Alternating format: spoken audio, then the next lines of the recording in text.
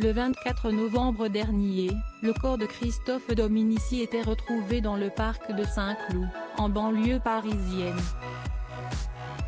L'ancien joueur de l'équipe de France de rugby est mort après avoir fait une chute d'une dizaine de mètres. Les premiers éléments de l'enquête n'ont pas pu définir s'il s'agissait d'un accident ou d'un suicide.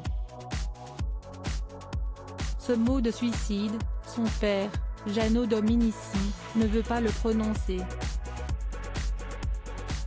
Il préfère parler d'une chute pendant une crise, une bouffée délirante aiguë. Dans les colonnes de nos confrères de Paris Match, ce samedi 6 mars, celui qui vient de perdre son fils après avoir perdu sa fille en 1986 dans un accident de voiture fait part de sa colère de ne pas avoir compris que Christophe n'était pas bien. Je m'en veux. On aurait pu le sauver, ça tient à si peu de choses. J'en veux aussi aux psys qui n'ont pas pris au sérieux la maladie de mon fils. À quoi servent ces gens? Une ordonnance et des visioconférences. Ça ne suffisait pas pour le guérir, explique-t-il.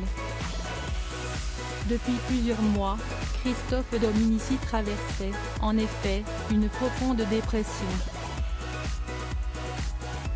L'ancien ailier du 15 de France ne dormait plus, faisait des cauchemars et se sentait épié et menacé, selon sa femme.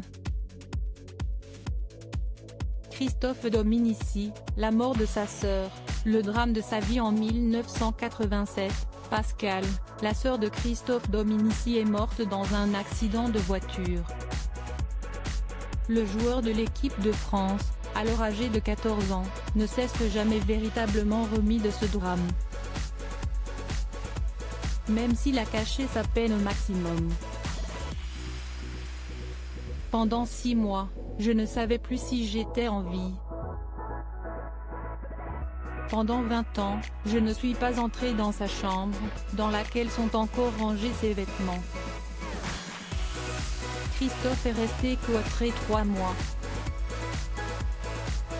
Il n'a pas pleuré. Aucun de nous trois ne s'est remis de ses pertes, explique son père, dans les colonnes de Paris Match.